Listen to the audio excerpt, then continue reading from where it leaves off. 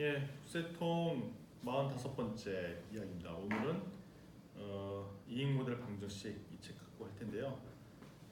최근에 이 책이 되게 알려지지 않는 책인데 이 저자가 그 가와카미 마사나오 일본 대학교 교수님인데요.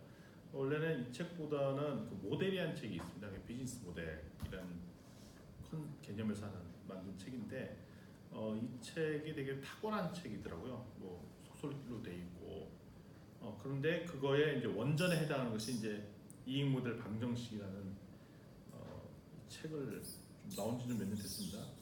그렇지만 이 책이 갖고 있는 장점 중에 하나는 비즈니스 모델을 뭐 수익 모델이나 이익 모델의 관점에서 잘 바라보지 못한다는 측면에서 보면 이 책이 되게 의미 있다. 그러니까 혁신적인 비즈니스 모델을 만들 때 상당히 고려해 볼 만한 책인 것 같아요. 기본적인 컨셉은 그 가치, 이익, 프로세스 이렇게 돼 있어요. 이 개념은 어디서 왔냐면 그 파괴적 혁신으로 알려진 크라이스텐슨 교수님, 그분이 그 2008년도에 HBR 하버드 비즈니스 리뷰에 Inventing Your Business Model이라는 페이퍼를 출간했을 때 그때 나온 개념이거든요. 거기에 보면 첫 번째 고객의 가치를 제한하는 CVP를 제한합니다. 그게 고객 가치. 근데 고객 가치에 해당하는 이익이 뭐냐? 거기에 해당하는 프로세스와 리소스를 결정하게 돼 있어요. 그러니까 그거 개념을 받아 쓴 거죠. 그러니까 보통 우리 비즈니스 모델 하면 비즈니스 모델 나인블록, 또는 비즈니스 모델 제인 캠퍼스 뭐 이렇게 지금 많이 쓰고 있는데 크라이텐슨 교수님이 이 개념은 바로 고객 가치가 어떤 수익 모델을 가져오느냐라는 것을 바로 물어볼 수 있다는 좋은 장점이 있어요. 근데 뭐 애석하게 이 모델이 보편적으로 많이 쓰이진 않아요. 근데 제가 여러 가지 자료를 좀 훑어보고 한 결과 지금 이 책에도 되게 강력한 모델일 수 있겠다 싶어서 이 책을 좀 선정하게 됐고요. 기본적인 개념은 이렇게 세 블록으로 돼 있어요. 고객 가치, 어떤 가치를 제한할 것이냐, 그다음에 무엇을 어떻게 이득을 획득할 것이냐, 그게 어떤 프로세스가 있냐, 이 세 가지인데 여기 보면 첫 번째 어떤 욕구를 갖고 있는 사람인가, 이게 전통적으로 얘기하면 어떤 고객의 어떤 문제를 해결할 것인가. 크라이텐슨 교수님은 그 파괴적 혁신을 쓰셨던 그분은 이제 Jobs to be done이라는 개념으로, 그래서 그분이 쓴 책 중에 뭐 일의 미래라는 책도 있는데 거기에 보면 Jobs theory, 그러니까 일의 이론, 무슨 일을 해줘야 고객이 만족할 것이냐, 이 개념에 초점 맞춰져 있는데 어떤 욕구를 갖고 있는 어떤 사람이야, 고객 세그먼트가 뭐냐라고 첫 번째 질문이 이거고요. 두 번째, 근데 이 고객의 문제를 어떻게 해결할 것이냐, 그게 what에 해당하는 것입니다.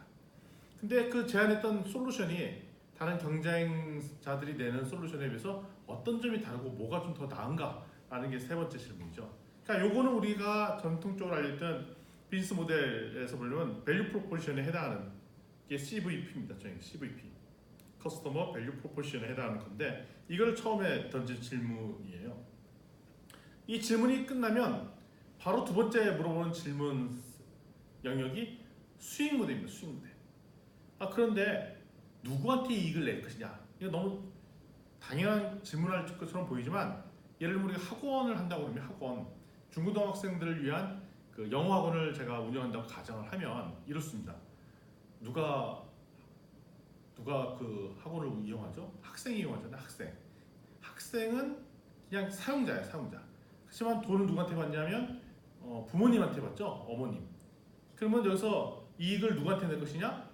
부모님한테 낸다는 거예요. 부모님. 이용자는 저기 일반 학생들. 또 이게 또 더 나아가면 우리가 흔히 알고 있는 그 서울에 이제 지하철 가면 메트로라는 잡지 있지 않습니까? 그 잡지가 일반 시민들한테 무료로 배포가 되는데 그러면 이분들은 어디서 돈을 버느냐면 거의 광고주들한테 돈을 벌죠. 그러니까 일반 대중이 그 잡지를 그냥 무료로 읽고 그럼 수익은 어디서 창출하냐? 바로 그 광고주한테 받는 거죠. 따라서 두 번째 질문은 뭐냐면 그러면 누구한테 돈을 벌 것이냐, 누구한테 이익을 낼 것이냐. 물론 이제 돈을 내는 사람과 사용자가 다 겹칠 수도 있지만 보다 더 고도화된 비즈니스 모델 같은 그것이 분리되는 경우들이 많이 있습니다. 그래서 누구한테 이득을 획득할래 이겁니다. 또 두 번째 질문은 그 무엇으로 이득을 어떤 제품, 어떤 상품으로 이득을 낼래 이겁니다. 그러면 이득이 안 나는 게 있나? 예, 있습니다. 왜냐하면 미끼 상품 같은 경우 예를 들면 제가 짜장면을 중국집을 하는데 2,000원 받고 짜장면을 팔겠다고 가정하겠습니다. 2,000원을 만약에 원가가 2,900원이라면 거기 원가보다 한 100원 더 비싼 가격을 내는 거죠. 그럼 여기서 이득이 안 납니다. 그럼 사람들이 몰려오겠죠. 대신 우리는 뭘 갖고 수익을 남기려고 결정했냐면 짬뽕이나 탕수육으로 수익을 남기려고 결정냈습니다. 짜장면 먹는 사람들이 2,000원 갖고 먹었기 때문에 기분이 뿌듯합니다. 그러니까 기분이 좋아서 1인용 탕수육 그걸 시켜 먹는다면 우리가 미끼 상품으로 짜장면에서는 수익을 남기지 않고 결국 무엇으로 수익을 남기냐면 짬뽕이나 탕수육을 남길 수 있다는 것입니다. 따라서 제품도 이익을 남기는 제품과 이익이 남지 않은 제품이 있는데 이익이 남지 않은 제품을 통로 삼아 소위 말하는 미끼 상품처럼 이용이 되고 그다음에 수익 창출 통로가 또 따로 있다는 것입니다. 따라서 우리 전통적으로 그냥 제품 개발만 해서 고객한테 선보이는 이런 시스템이 아니라 수익 창출을 하기 위해서는 우리가 다양한 고객을 위한 미끼 상품 아닌 것, 수익이 창출되는 상품 이렇게 세트로 구성되어 있어야 된다라고 하는 게 두 번째 질문입니다. 그러니까 두 가지네요. 이득을 내는데 누구한테 이득을 낼 것이냐가 첫 번째 후에 해당하는 질문이고요. what은 내가 갖고 있는 제품 라인업 중에 어떤 제품으로 수익을 만들 것이냐 이게 두 번째 질문입니다. 세 번째는 뭐냐면 how 이건데 시간 개념입니다. 시간 개념. 이게 무슨 개념이냐면 한 번에 나눠서 이 수익을 발생시킬 거냐 아니면 시간을 나눠서 수익을 발생시킬 것이냐 뭐 이런 질문입니다. 그러니까 예를 들면 우리가 집에 비데를 설치한다고 가정하겠습니다. 지금은 흔히 렌탈 서비스 이용하는 게 보편적이지만 바로 그냥 비대기를 살 수가 있겠죠. 그럼 꽤 비싼 돈으로 사야 됩니다. 그런 일시에 구매와 동시에 내가 모든 비용을 다 지불하는 모든 가격을 다 지불하는 시스템인 거죠. 그런데 우리가 렌탈 서비스를 이용한다는 얘기는 매달 돈을 나눠서 지불한다는 거기 때문에 시간대로 보면은 지속 가능성하게 매달 반복해서 나는 이렇게 어떤 시간 축에서 이익을 낼 것이냐 이렇게 두 가지 패턴이 있을 수가 있습니다. 그다음에 세 번째 축이 프로세스예요. 프로세스. 이때는 내가 모든 물건을 만들어내거나 판매할 수가 없습니다. 그래서 어떤 파트너와 이 일들을 할 것이냐가 첫 번째 후에 해당하는 것이고요. 그다음에 what은 뭐냐면 근데 우리가 갖고 있는 리소스, 이 자원들이 어떤 것이 있느냐, 이것을 어떤 것을 이용해서 일을 했느냐가 바로 우리의 강점에 해당하는 것이고 세 번은 어떤 절차로, 어떤 업무 매뉴얼, 어떤 프로세스를 일들을 할 것이냐 이 세 가지 축입니다. 9가지 블록인데요. 이 기존에 전통적으로 나와 있던 비즈니스 모델 9블록도 9개 블록이잖아요. 근데 여기는 아시다시피 이게 해당하는 축이 3블록이나 있습니다. 그 정도로 여기서 우선시하는 것은 우리가 제안하는 고객 가치 제안이 얼마나 수익 모델을 만들어낼 수 있는가 거기에 초점 맞춰져 있다라고 볼 수 있습니다. 따라서 이제 전통적으로 비즈니스 모델 설계를 할 때 이런 순서대로 하죠. 어떤 순서대로 하냐면 어떤 욕구를 가진 사람이 어떤 해법을 제공하는가.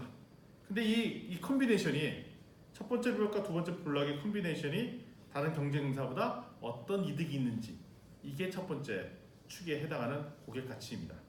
두 번째 가치 축은 뭐냐면 이겁니다. 그런데 어떤 욕구를 갖고 있는 사람인데 이득을 낼래 수익을 창출하는 사람은 누구냐 아니면 그냥 서비스로 주는 해당하는 사람들은 누구냐 이게 이제 두 번째 축의 첫 번째 질문이고요. 두 번째 질문은 이런 것입니다. 근데 이것을 무엇으로 이득을 내냐 제품 라인업이 다양하게 있다고 했죠.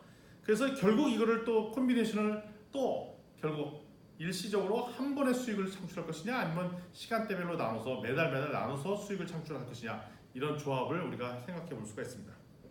마지막으로 프로세스 축에서는 맨 오른쪽부터 얘기를 합니다. 어떤 순서로 이거를 진행할 것이냐. 근데 이 순서는 기존에 우리가 어떤 파트너와 아니 내가 갖고 있는 리소스 이걸 어떤 컨비네이션으로 이런 걸 만들어내는지 그러니까 이런 것들을 구성하는 것이 전통적인 비즈니스 설계의 순서라는 것입니다.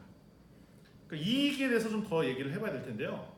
전통적으로는 우리가 어떻게 이득을 계산했냐면 내가 이 물건을 만드는데 원가가 얼마 드는지 먼저 계산을 합니다. 이 물건 하려면 재료비가 얼마 들고 인건비 얼마 들고 이렇게 다 구성을 한 다음에 그 다음에 여기다가 판매할 때 드는 비용도 추가하고 우리가 최소한 마진을 어느 정도 붙여야지 그리고 가격을 결정하는 것이 전통적인 방식의 이 가격을 선정하는 방식인데 혁신적인 비즈니스 모델 같은 경우는 그것부터 정하는 것이 아니라 가격부터 정하자는 겁니다. 소비자 욕구에 맞춰서 이거를 수용할 만한 가격이 얼마인가. 그리고 두 번째 같이 정해야 될 것이 뭐냐면 그런데 내가 어느 정도 마진을 확보하고 이득을 챙기겠느냐 이것을 생각해야 된다는 것이죠. 그러니까 제품이나 서비스를 고객한테 제안할 때 바로 이거를 제공해 줌으로써 어느 정도 마진을 획득할 것이냐, 어느 정도 이득을 획득할 것인가를 설계를 처음부터 해야 된다는 것입니다.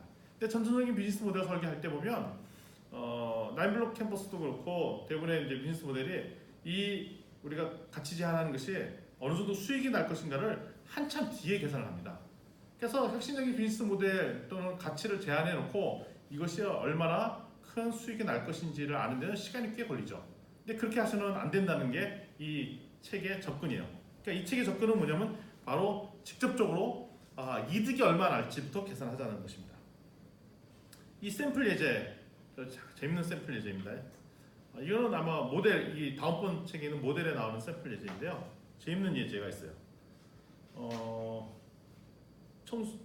여러분들은 이 청소 중에 어느 청소기를 좋아하십니까? 다이슨, 룸바.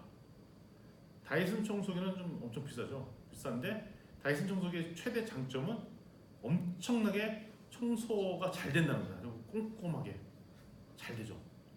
그러니까 다이슨 청소기를 원하는 사람들은 청소의 품질이 아주 잘 나오도록 청소하고 싶은 사람, 아주 완벽하게 청소되기 원하는 사람들은 다이슨을 이용합니다. 근데 룸바 청소기는 로봇 청소기잖아요. 심지어는 시간대를 딱 세팅하면 그 특정 시간대에 딱 돌아다니면서 청소를 다 하고 또 원래 배터리가 있던 대로 자기 돌아옵니다. 아주 귀염둥이죠. 돌아다니다가 결국 돌아와요. 근데 룸바 청소기의 단점은 완벽하게 청소가 되진 않아요. 그러니까 원하는 목표의 한 80% 정도밖에 청소가 안 됩니다. 근데 어느 청소기를 원하십니까? 라고 하면 그 고객의 어떤 욕구를 갖고 있냐에 따라 다릅니다. 나는 한 번 하더라도 제대로 된 청소를 하고 싶다. 그런 욕구를 가지고 있는 사람은 어떤 청소기를 사야 되죠? 당연히 다이슨을 사야 되죠. 나는 이제 맨날 야근하고 퇴근하고 하다 보면 집에 겨우 들어오고 그런데 집에 잘 청소도 하기도 힘든데 또 그렇게 밤늦게 퇴근해서 집에서 청소하니까 아파트가 시끄럽고 그래서 눈치도 보이고 나는 더 바라는 것도 아니고 집에 좀 먼지도 안 굴러다니고 그러니까 사람 살 수 있는 공간이었으면 좋겠어. 그러면 청소 품질이 완벽하진 않아도 어느 정도 좀 깨끗하게 되어 있기를 원할 겁니다. 그럴 때는 뭘 사겠죠? 당연히 룸바 청소기를 산다는 것이죠. 그러니까 이게 뭐냐? CVP라는 거예요. 고객 가치라는 거예요. 고객 가치. 내가 고객이 무엇을 원하느냐에 따라 원하는 제품이 달라진다는 것이 기본적인 컨셉입니다. 따라서 이 표가 되게 재밌는 표인데요. 내가 다이슨 청소기를 원할 때의 청소 퀄리티는 처음에 청소할 때는 100%가 되죠. 그렇지만 3일이 지나면 70%로 떨어진다. 그러다가 이제 나흘째 다시 청소하죠.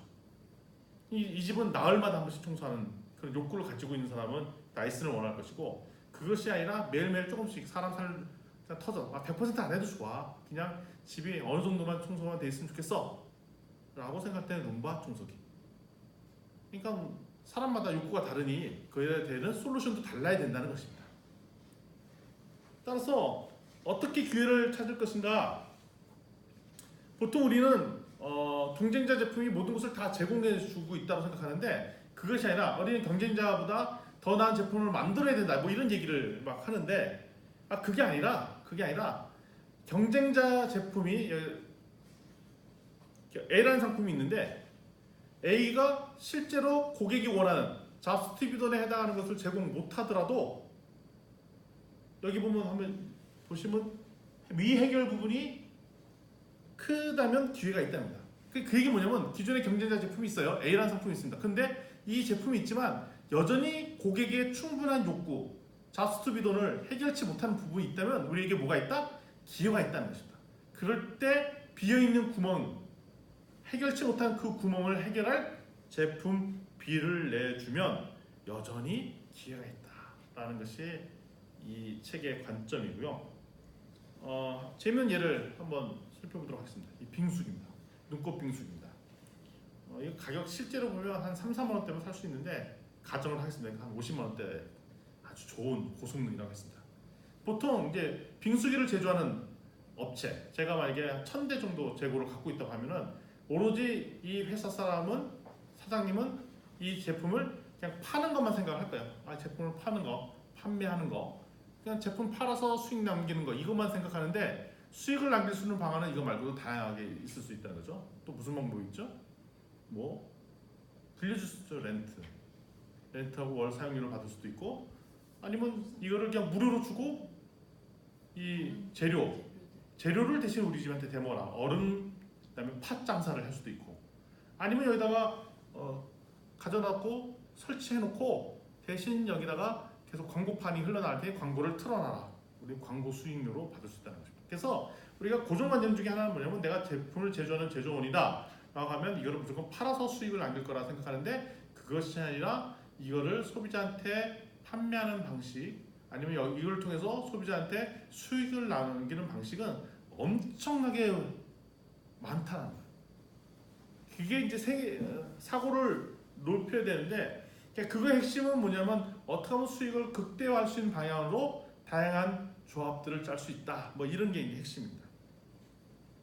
스타워즈와 관련된 영화사가 2개의 회사가 있습니다.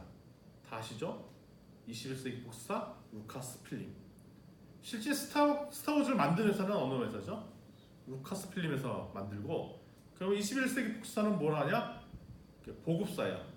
그러니까 어떻게 되냐면 루카스 필름에서 만든 필름을 사다가 영화관에 뿌리는 역할을 하는 거죠. 대부분 이런 시스템이 돼 있어요. 우리나라 영화사에도 영화를 만드는 영화 제작사가 있고 그거를 보급하는 보급사가 있습니다.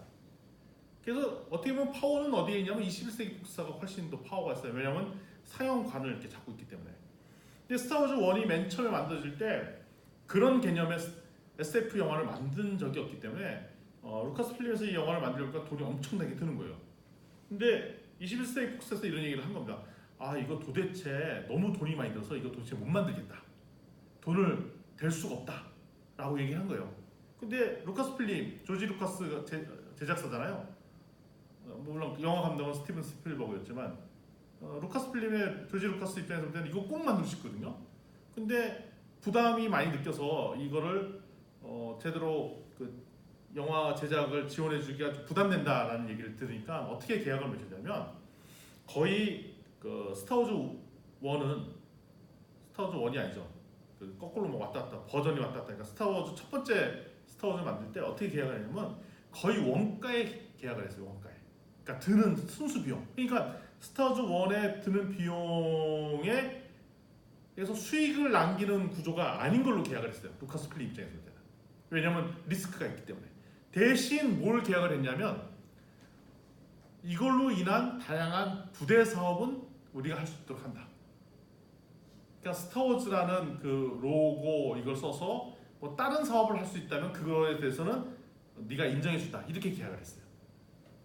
당연히 처음에 스타워즈가 처음에 대박이 났죠. 근데 나중에 그걸 가지고 스타워즈 인형도 만들고 스타워즈 뭐 다양한 뭐 판권을 가지고 이용했잖아요. 근데 그 수익이 엄청나게 더 큰 거예요 지금. 따라서 처음에는 그 생각을 못했는데, 그러니까 비즈니스라는 거가 이렇다는 거죠. 아, 영화사는 영화를 이용해서 많은 관람객들이 보고만 가야 돈이 된다고 생각하는데, 이 사례가 되게 귀중한 것은 최초로 영화가 영화 이외에 다른 걸로 돈을 벌 수 있구나 라는 것들을 알려준 케이스예요. 타미야 사례가 있습니다.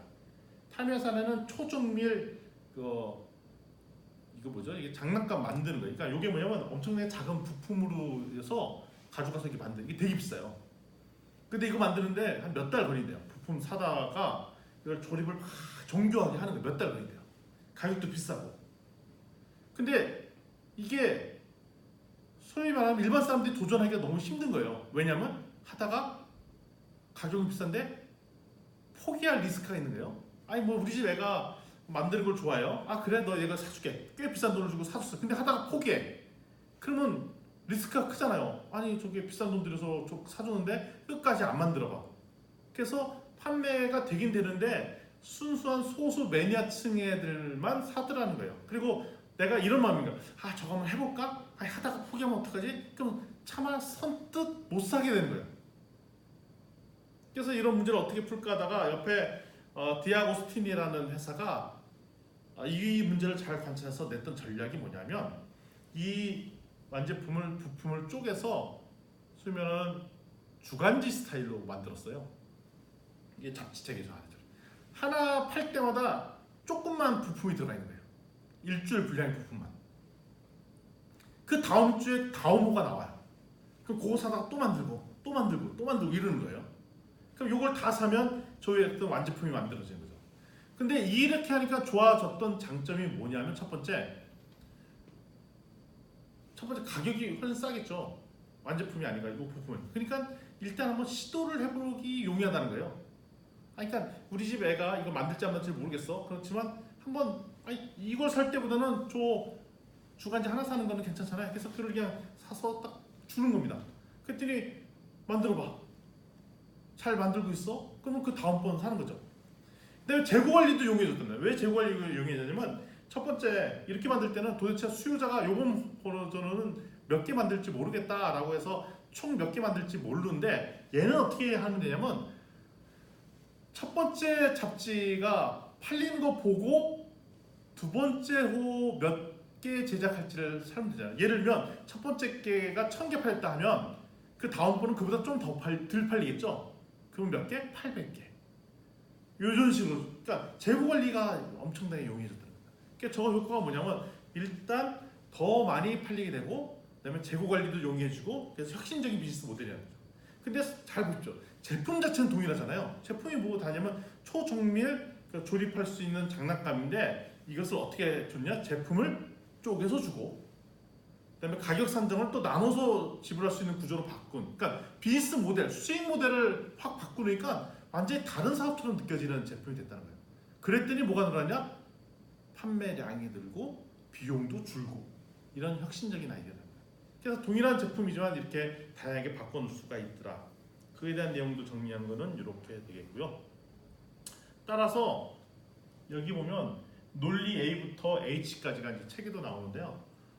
누구에게, 그다음에 무엇을, 그다음에 어떻게, 시간 이거인데 이거를 다 변형할 수 있다는 것입니다.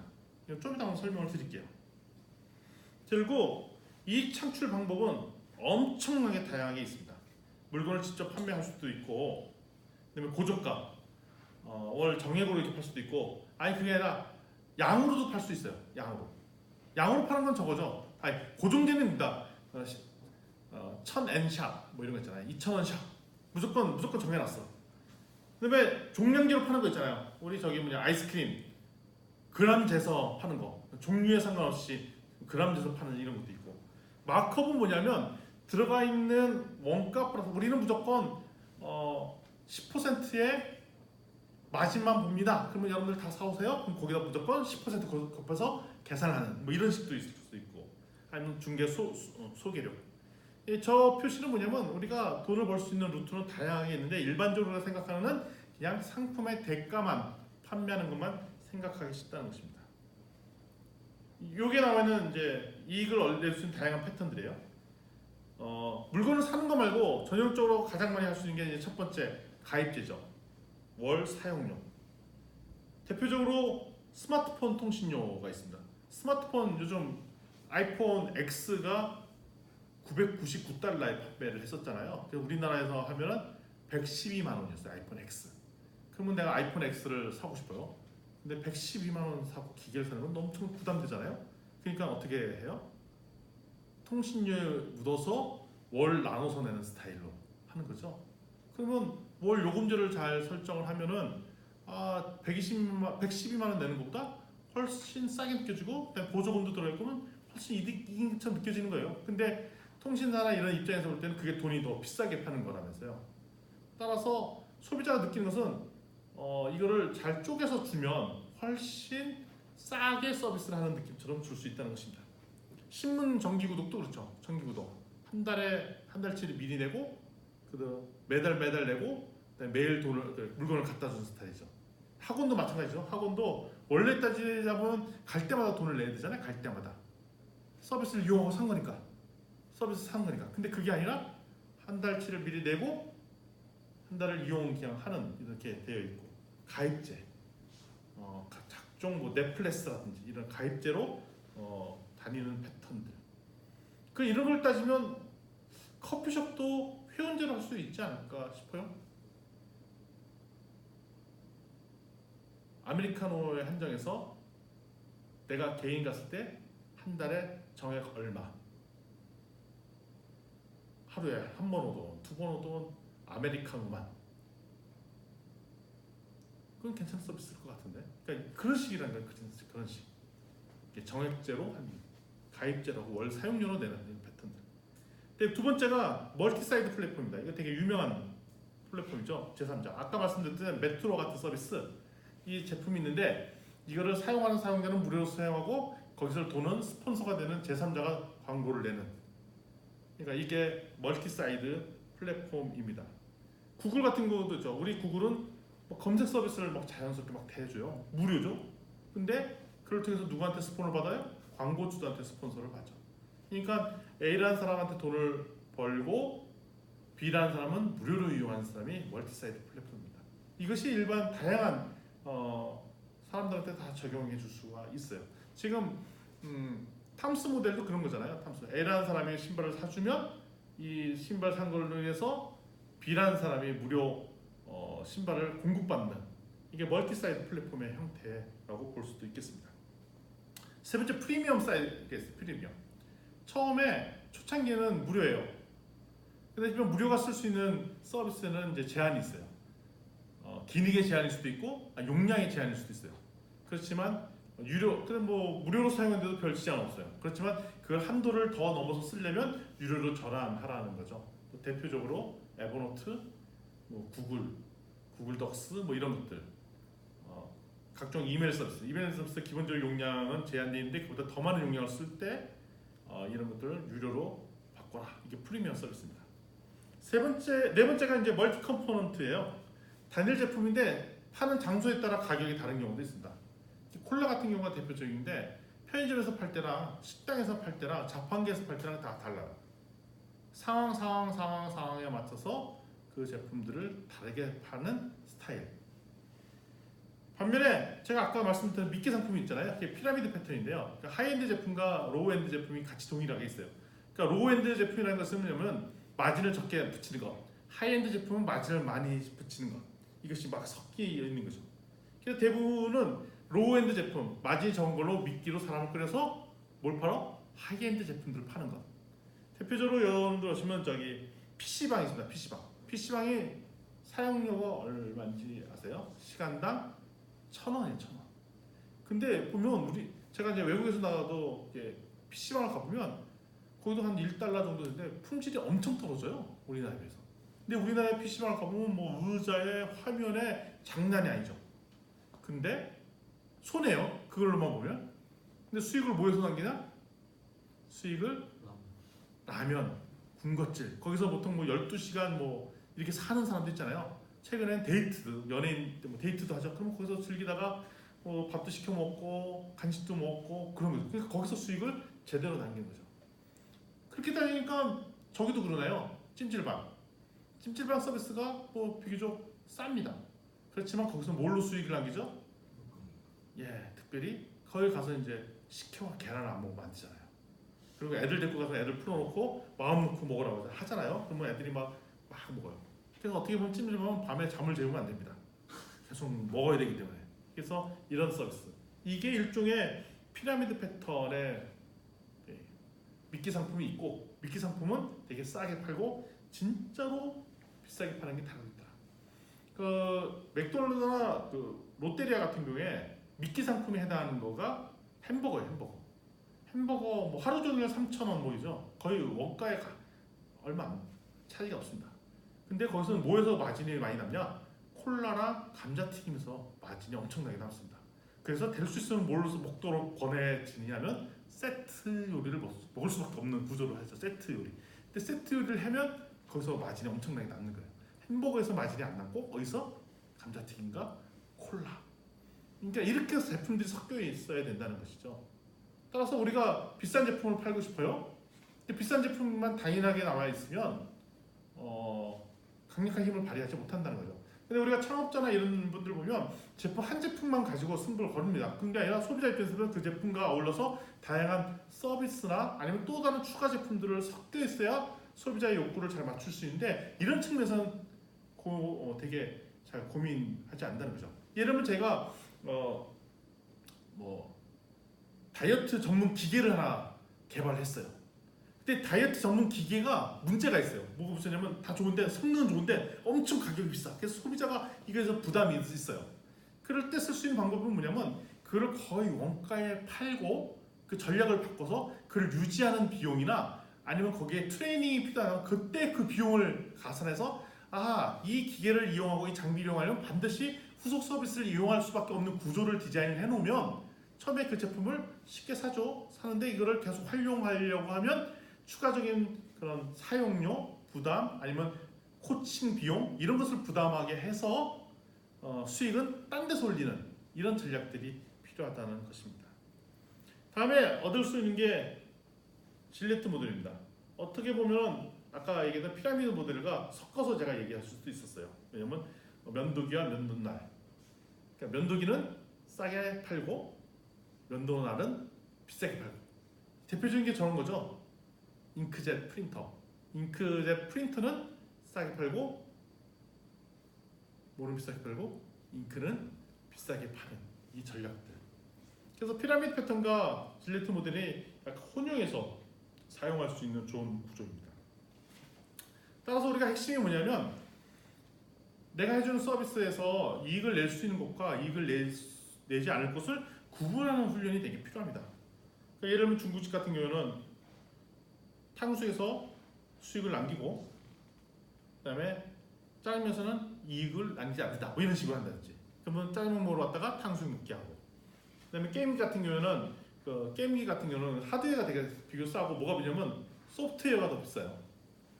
하드웨어 기계는 그냥 누구든지 살 수 있도록 해놓고 그다음에 소프트웨어는 애들이 엄마 졸라서 살 수밖에 없는 구조를 만들고 이 전략을 쓰는 거죠.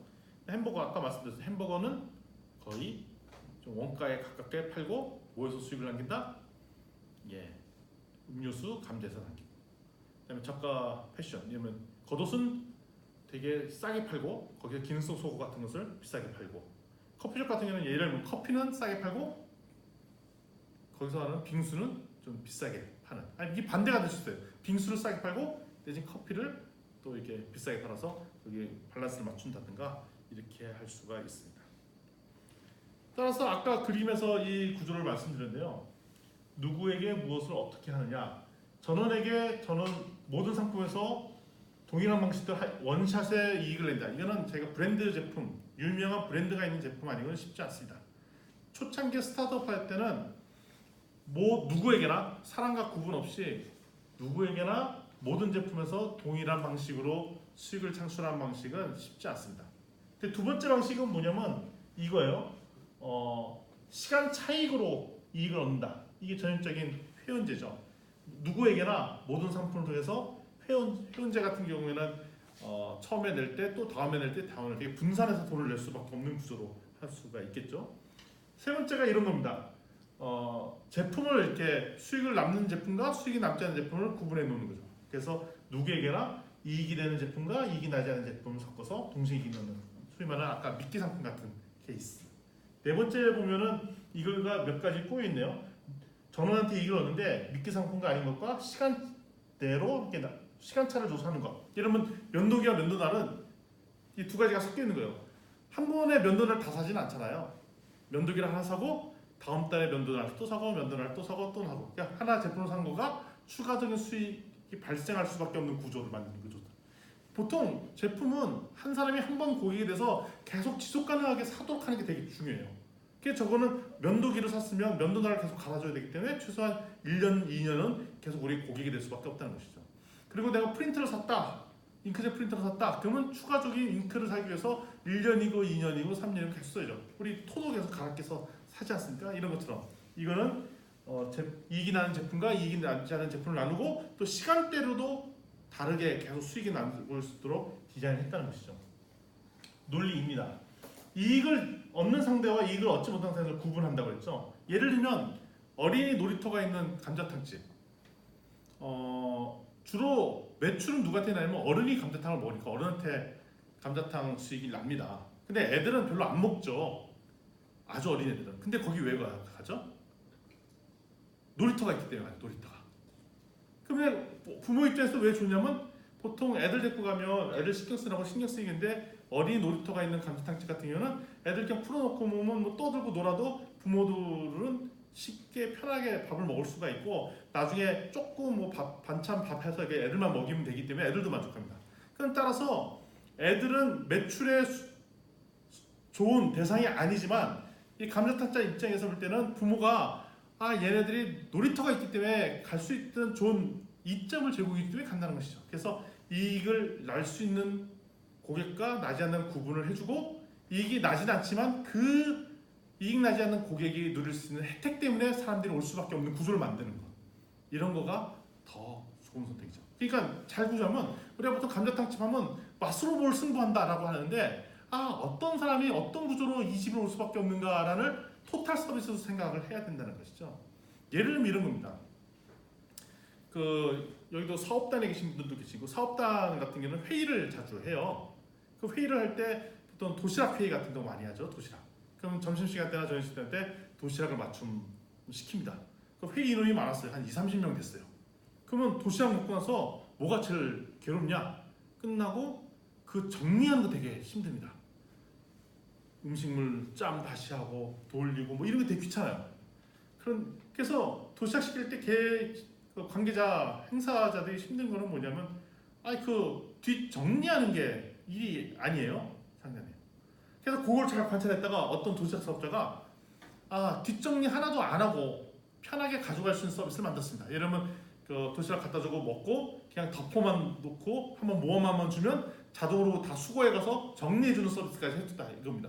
근데 가격이 평상시 다른 도시락보다 한 1,000원이고 2,000원이 비싸요. 사업단의 입장에서 볼 때는 그게 조금 가격이 더 비싸더라도 모든 후속 작업이 없는 서비스가 있는 그 도시락집을 이용하겠습니까? 안 이용하겠습니까? 이용할 가능성이 있죠. 왜냐면 그러면 일이 확 주는데. 근데 오늘 도시락을 한 30개, 40개 시켜야 돼요. 근데 그걸로 해서 뒷정리 일이 많다면 되게 복잡하잖아요. 따라서 그 얘기는 뭐냐면 보통 우리가 도시락을 판다 하면 이 도시락의 맛, 품질 요것만 신경 쓰는데 그거를 먹고 나서 사후 처리, 그 전에 과정 이런 것들에 대한 고객의 행동을 잘 연구하면 새로운 기회들이 있을 거라는 게 이 책의 얘기입니다.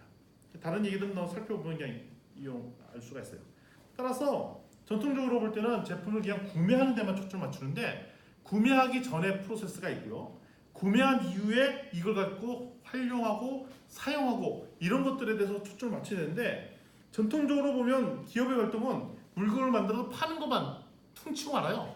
근데 알고 보면 소비자 입장에서는 이 물건을 사서 사용하거든요. 이 사용하는 프로세스를 잘 관찰하지 않으면 새로운 기회가 없다는 것입니다.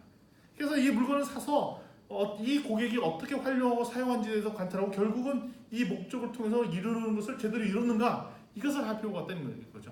제가 런닝머신을 샀습니다. 런닝머신 사려고 하는 이유는 몇 가지 목적이 있을 때면 다이어트를 해서 내가 10kg 빼는 게 목적이다. 그러면 이분이 런닝머신을 사서 결국 목적은 6개월 뒤에 10kg 빼는 게 목적이에요.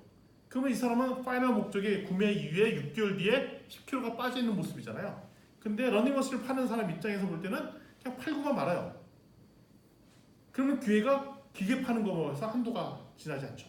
근데 더 큰 기회를 창출해내려면 이 사람이 파이널 목적인 10kg 빼는 것까지도 염두에 둘 때 새로운 고객 서비스가 더 나올 수 있다는 것입니다. 따라서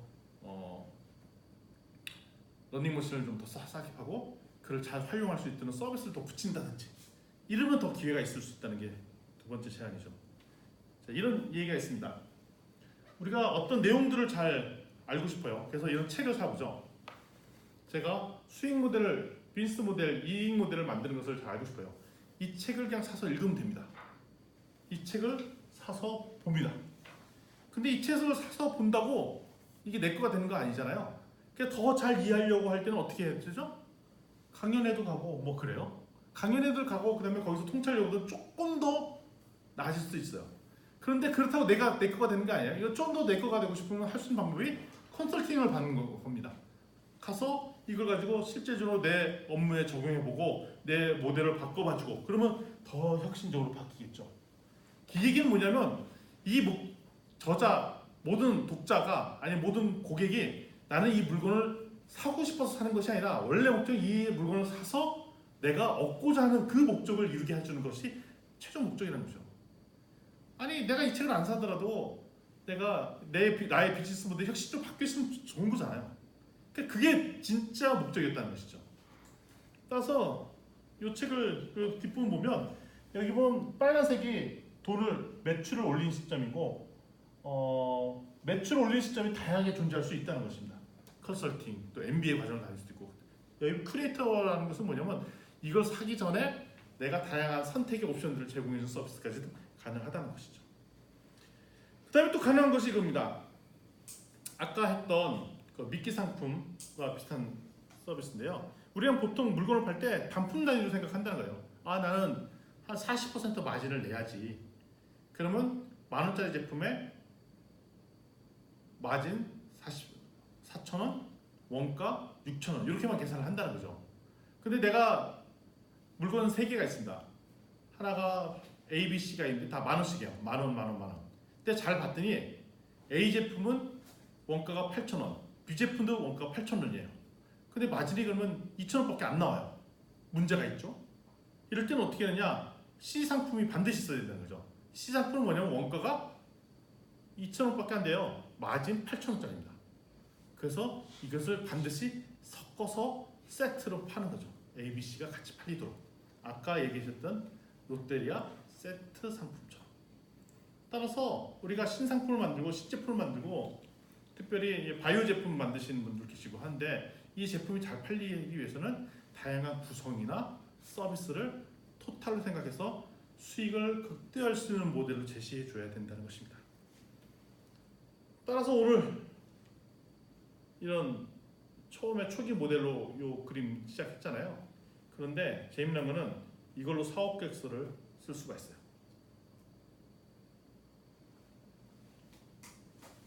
나는 어떤 타겟 고객을 갖고 있고 그 고객이 갖고 있는 욕구는 무엇인가 첫 번째죠. 근데 내가 제시하는 솔루션이 뭐냐 이게 두 번째죠.